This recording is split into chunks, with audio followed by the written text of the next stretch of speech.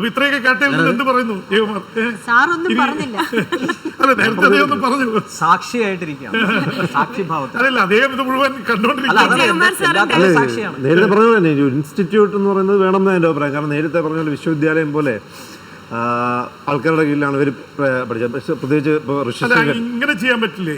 ഇപ്പൊ സ്കൂളുകൾ എന്ന് പറയുന്നത് അതൊരു അക്കാഡമിക് സ്കൂൾസാണ്. ഇതില് റിയൽ കക്ഷികൾ, ഇതിൽ എക്സ്പീരിയൻസ്, ഇപ്പോൾ ഹരിഹരൻ സാറിനെ പോലുള്ള ആള് അവർക്ക് എപ്പോഴും വരാൻ പറ്റില്ലായിരിക്കും. പക്ഷേ അവർക്ക് 1 മാസത്തിൽ 1 മണിക്കൂർ വന്ന് ഇവർക്ക് പറഞ്ഞു കൊടുക്കാൻ പറ്റുന്ന അനുഭവം ഷെയർ ചെയ്താൽ. ഇപ്പോൾ സ്കൂള് ഈ ഫീൽഡിലുള്ളവർ നടത്തുന്ന ശിവമോഹൻ തമ്പി എന്ന് പറയുന്ന ഒരു ഡയറക്ടറുണ്ട്. പുള്ളിയാണ് ഒരു ഡബിംഗ് സ്കൂൾ നടത്തുന്നത്. അല്ല, പക്ഷെ ഇങ്ങനെയുള്ള ആൾക്കാരെ കൊണ്ടുവരികയും ചെയ്താൽ അതൊരു അനുഭവം. വിസിറ്റിംഗ് പ്രൊഫസേഴ്സായിട്ട് വരാമല്ലോ. മറ്റെല്ലാത്തിനും ഇല്ലേ? ഇപ്പം നമ്മുടെ സിനിമയിലെ ബാക്കിയുള്ള പൂനെ ഇൻസ്റ്റിറ്റ്യൂട്ട് ഉണ്ട്, മറ്റ് ഇൻസ്റ്റിറ്റ്യൂട്ട് ഉണ്ട്. ഇതിനുകൊണ്ട് എന്നല്ല ഏറ്റവും കൂടുതൽ ട്രെയിനിങ് കൊടുക്കാൻ പറ്റുമല്ലോ ഇതിന്. ഇപ്പോൾ സീരിയൽസ് പറഞ്ഞതിൻ്റെ എക്സാമ്പിൾ, ഈ പറഞ്ഞ കാര്യങ്ങളൊന്നും സീരിയലിൽ സംഭവിക്കില്ല. കാരണം ഡയറക്ടർ പോയിട്ട് അസിസ്റ്റന്റ് ഡയറക്ടർ പോലും അറ്റൻഡ് ചെയ്യാൻ പറ്റത്തില്ല. കാരണം ഇതൊരു ഫാക്ടറി പോലെ നടക്കുവാണ്. ഡയറക്ടർ പോലും അദ്ദേഹം ഡയറക്റ്റ് ചെയ്ത സീരിയലിൻ്റെ ആ റെൻഡറിങ് കാണാൻ ആ സീരിയലിൽ ഷൂട്ട് ചെയ്തുകൊണ്ടിരിക്കുമ്പം ആ ഷൂട്ട് ചെയ്യുന്ന വീട്ടിൽ TV ഉണ്ടെങ്കിൽ കാണാം, ഇല്ലെങ്കിൽ കാണാനേ പറ്റുന്നില്ല. ഡയറക്ടർ ഒരാൾ കാണുന്നില്ല, അസിസ്റ്റന്റ് ഡയറക്ടർ അതുപോലെ തന്നെ. ഇപ്പോൾ എൻ്റെ ഒരു സീരിയൽ, ഏറ്റവും പുതിയ സീരിയലിൽ ഡബ് ചെയ്യുന്ന ഒരു പ്രധാനപ്പെട്ട ഡബ്ബിംഗ് വോയിസ് നമ്മൾ എറണാകുളത്ത് നെറ്റ് കൂടെ അയച്ചിട്ട് അവിടുത്തെ ഡബ്ബിംഗ് ആർട്ടിസ്റ്റ് എടുത്തയക്കുവാണ്. ഇവിടെ ചെയ്യുന്ന പോസ്റ്റ് പ്രൊഡക്ഷൻ എന്ന് പറയുന്ന ആൾ പറഞ്ഞില്ലേ, ആ ആൾക്കാരില്ല, അസിസ്റ്റൻറ്റില്ല, അസോസിയേറ്റിൽ ആരുമില്ല. ടെക്സ്റ്റ് നമ്മൾ മെയിലിൽ കൂടെ അയച്ചു കൊടുക്കും, അവർ ചെയ്തിട്ട് അയച്ചു കൊടുക്കും. അപ്പോൾ ആ ലെവലിൽ ട്രെയിനിങ് ഇല്ല. അതുകൊണ്ട് തീർച്ചയായിട്ടും ഒരു സയൻറ്റിഫിക് ആയിട്ടുള്ള ഒരു ഇൻസ്റ്റിറ്റ്യൂട്ട് വരണമെന്നാണ് ഞാൻ പറയുന്നത്. കാരണം ഏറ്റവും കൂടുതൽ ആൾക്കാർ ജോലി ചെയ്യുന്നൊരു പ്രസ്ഥാനമാണ് ഇപ്പോൾ സീരിയൽ. സിനിമയെക്കാളും കൂടുതൽ വോളിയം ഓഫ് ഇത് ഒരുപാടല്ലേ, എത്രയോ ക്യാരക്ടേഴ്സ്, എത്രയോ സീരിയൽ നടക്കുന്നു. അപ്പോൾ അവിടെ ഒരു സയൻറ്റിഫിക് ആയിട്ടൊരു ഇൻസ്റ്റിറ്റ്യൂട്ട് വേണം. പ്രതിഭയുള്ളവരെ തീർച്ചയായിട്ടും ഉയർന്നു വരത്തുള്ളൂ. പക്ഷെ പ്രതിഭ കണ്ടെത്തണമെങ്കിലും ഒരു ഇൻസ്റ്റിറ്റ്യൂട്ട് വേണ്ടേ? അല്ല, അങ്ങനെ ഒരു ഇൻസ്റ്റിറ്റ്യൂട്ടിൽ പഠിച്ച് വന്നാൽ അതിനുള്ള ഔട്ട്പുട്ട് അവർക്ക് ഈ ഫീൽഡ് കൊണ്ട് കിട്ടുമോ? ട്രെയിനിങ് ഇവിടെ കൊടുക്കാമല്ലോ. ഇപ്പൊ സീരിയൽ പോലെ നടക്കുന്നിടത്ത് അതുകൊണ്ടുള്ള ബെനിഫിറ്റ് എത്രത്തോളം ഉണ്ട്? പണ്ടത്തെ പോലെ വെച്ചാൽ ഞങ്ങൾക്കൊക്കെ ഒരുപാട് ബെനിഫിറ്റ് കിട്ടും. അതിനുള്ള ബെനിഫിറ്റ് എന്ന് വെച്ചാൽ വേറൊരു ആസ്പെക്ട് ഉണ്ട്. ഇപ്പോഴത്തെ ന്യൂ ജനറേഷനിലെ പിള്ളേർ ചെയ്യേണ്ടത്, അവരാദ്യം ഇത് കണ്ടും കേട്ടും പഠിക്കാൻ കുറച്ച് സമയം മെനക്കെടുത്തും. ഇപ്പൊ ഈ ടെക്നോളജി ഇപ്പൊ നേരത്തെ പിടിച്ചിട്ടാ മതി എന്ന് പറയുന്നത്, അങ്ങനെ പിടിച്ചിട്ടാൻ നിൽക്കരുത്. അതുപോലെ സിനിമ ഡബിങ്, ഇപ്പോൾ ചിത്രാഞ്ജലി അല്ലെ വിസ്മയ, അവിടെ ചെന്ന് മെനക്കെട്ട് ബാക്കി സീനിയേഴ്സോ അല്ലെങ്കിൽ വേറെ ആരെങ്കിലും ക്യാരക്ടർ ചെയ്യുമ്പോൾ സാർ ഞാൻ ഇരുന്നിട്ടുണ്ട് ചിത്രാഞ്ജലിയുടെ കൺസോളിൽ ദിവസങ്ങളൊക്കെ. ഉണ്ണി സാറ് പിന്നെ അവിടെ റെക്കോർഡ് ചെയ്യുമ്പോൾ ഞാൻ പോയി പൊറോശ ഇരുന്ന് സാറേ ഇവിടെ നിരുന്നോട്ടെ എന്ന് ചോദിച്ച് 1 ദിവസം 2 ദിവസമൊക്കെ പോയി ഇരുന്ന് ഓരോ വർക്ക് കണ്ടിട്ടുണ്ട്, പഠിക്കാൻ വേണ്ടി. കാരണം അത് പക്ഷേ ഇവർ പറഞ്ഞൊരു അവസ്ഥയും കൂടി ഇല്ലേ, ഇന്ന് രാത്രി ടെലികാസ്റ്റ് ചെയ്യേണ്ട അതുകൊണ്ട് ഇതുപോലെയാണ് ഒരു മിനിമം ക്വാളിഫിക്കേഷൻ പോലും നോക്കാതെ ചില ആൾക്കാരെ വെച്ച് ഡബ് ചെയ്ത് ഇറങ്ങുന്നുണ്ട്. അത് വികലമായ ഭാഷയിൽ സംസാരിക്കുന്നവരെ ഇന്ന്. കാരണം അതൊരു മാനദണ്ഡമില്ല. ഉദാഹരണത്തിന് നോക്കിയാൽ മതി, ഒരു കാലത്ത് പിന്നെ ആകാശവാണിയിൽ വാർത്ത വായിക്കുന്നതെന്ന് വെച്ചാൽ അതിൻ്റെ ഒരു അക്ഷര സ്ഫുടത, ആ വാക്കുകളുടെ ഒരു പ്രാധാന്യം, എവിടെയൊക്കെ മോഡുലേഷൻ കൊടുക്കണം, എവിടെയൊക്കെ സ്ട്രെസ് കൊടുക്കണം, അങ്ങനെയെല്ലാം വ്യക്തമായിട്ട് നോക്കിയിരുന്നു.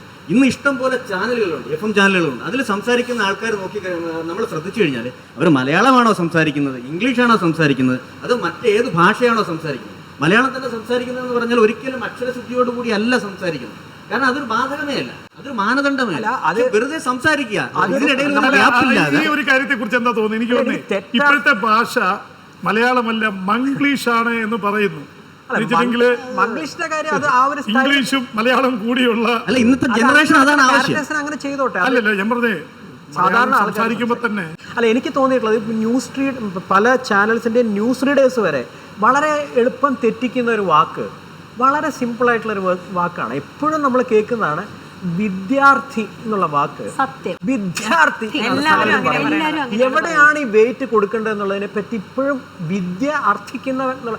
അപ്പൊ അത് നമ്മളൊരാളോട് പറഞ്ഞു കൊടുത്തപ്പോ ചേട്ടാ ഇതൊരു വലിയ തെറ്റാണോ എന്ന് വളരെ പിന്നെ ഒരു അക്ഷരം എടുക്കുന്നില്ല പലരും. അപ്പൊ പിന്നെ എങ്ങനെ നമ്മൾ പറയും ഒരാളെടുത്ത് വിദ്യാർത്ഥി എന്നുള്ളത് വിദ്യാർത്ഥി എന്ന് പറയും, അധ്യാപകൻ എന്നുള്ള അധ്യാപകൻ. പിന്നെ ഭാര്യക്ക് ഭാര്യ, ഭാര്യ പല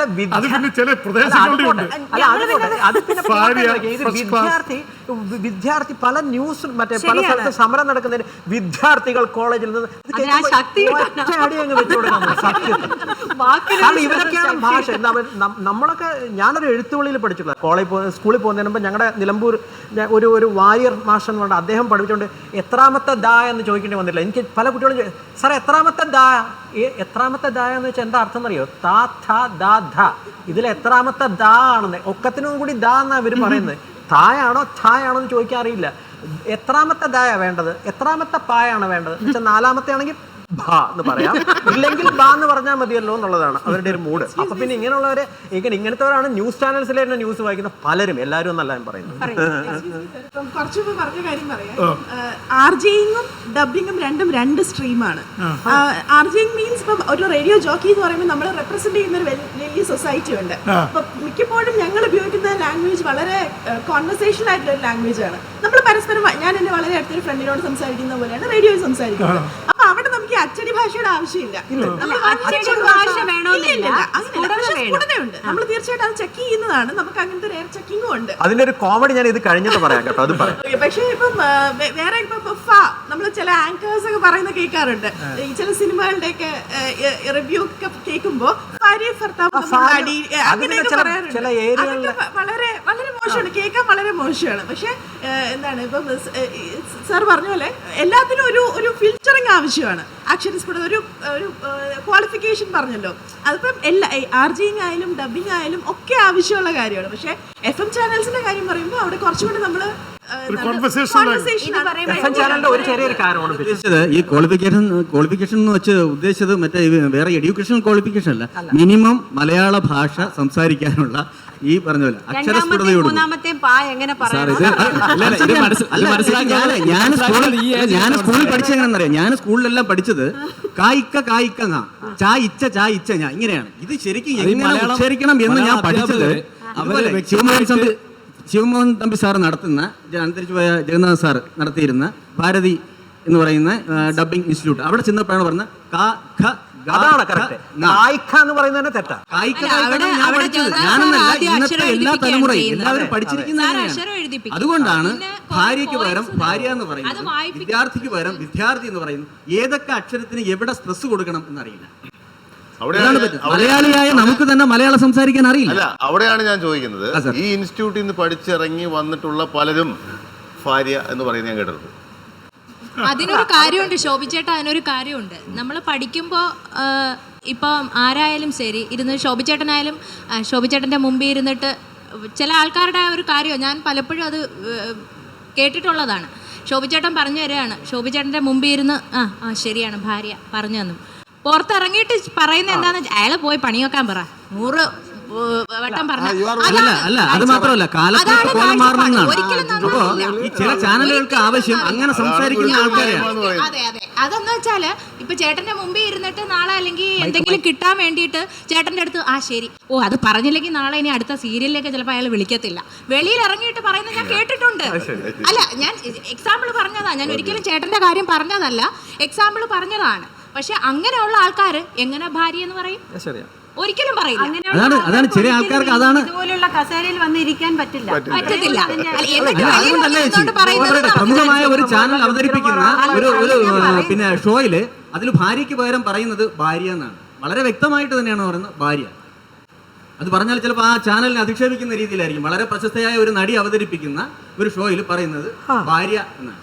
അത് പിന്നെ അവർക്കെന്നല്ല, ഇപ്പൊ പൊതുവെ ചാനലുകൾക്ക് ഈ ന്യൂ ജനറേഷന് വേണ്ടി സാധനം വേണം. ഞാൻ പറഞ്ഞത് മറ്റേ FM ഇതിൽ യൂസ് ചെയ്യുന്നതിന്റെ അതിലൊന്നും തെറ്റൊന്നുമില്ല. അത് ഇപ്പൊ അതിന്റെ ഒരു രീതിയിൽ അവർ ഉപയോഗിക്കുന്നു. പക്ഷെ എനിക്ക് അതിൽ ഏറ്റവും വലിയ തമാശ, എനിക്ക് വളരെ പരിചയമുള്ള ഒരു കുട്ടി ഒരു FM ചാനലില് ഒരു പഴയ പാട്ടുകളുടെ ഒരു പ്രോഗ്രാം അവതരിപ്പിക്കുന്നുണ്ട്. അപ്പൊ അത് ഞാൻ ഇല്ല